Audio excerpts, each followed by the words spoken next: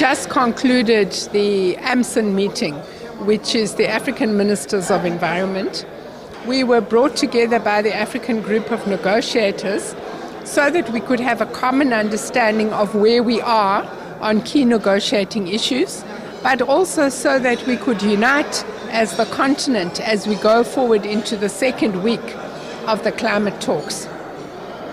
This week is what they call the ministerial segment, and obviously what we want to make sure is that those ministers who would be speaking this week and delivering their national statements, you know, South Africa, our president delivered our national statement last week, but countries whose presidents didn't attend last week will be delivering their national statements this week.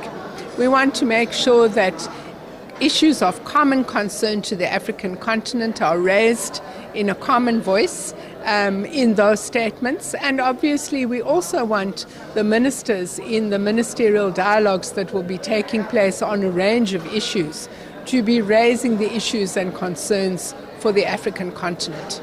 And I suppose the next question would be, what are those issues and concerns? First of all, the African continent is concerned to see that global temperatures must be kept below an average temperature increase of 1.5 degrees. Why? Because what we all understand is that the African continent is warming up at twice the global rate. And of course, the faster global average temperatures increase, the more severe the extreme weather events will be on countries on the African continent.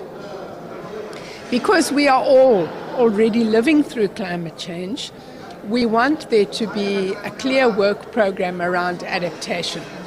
And what that means is that there needs to be a clear work program with goals and timetables and inputs and outputs that would cover important things to us, like water security, food security, agricultural security, ecosystem services, impact on livelihoods and poverty. These would all be issues that Africa is concerned we should be able to build resilience so that climate change does not affect the most vulnerable people on the continent.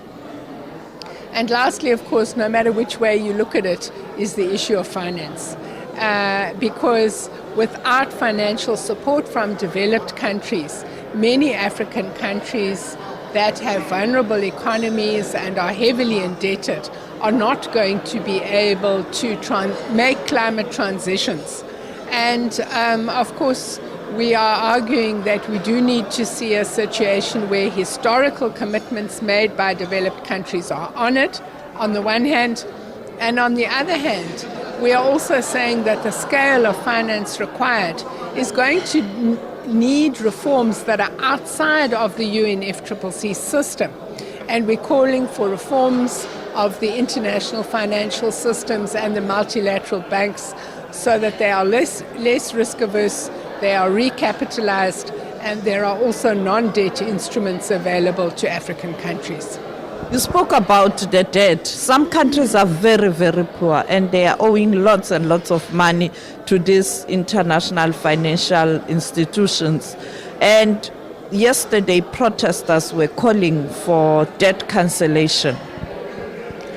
And I think that that is a fundamental issue of climate justice.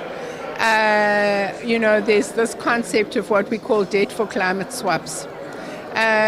These heavily indebted, least developed countries are not the ones that have caused the climate crisis. And there is no reason on earth why they should be the ones that have to finance its resolution. Now, the issue of loss and damages, is there a clear position from the continent, including the just energy transition? Well, I think with regard to loss and damage, obviously there would be negotiations taking place for a long-term facility. But right now, the continent is being impacted on. And so we can't wait for another 10 years while we debate the nature of the facility. There needs to be support for countries severely impacted on by extreme weather events now. And it needs to be clear how countries will access that support now. With regard to just transitions, you would know that for the first time in Glasgow we got the language of just transitions in the cover document. This is very important because it puts the question of climate justice at the center of transition processes.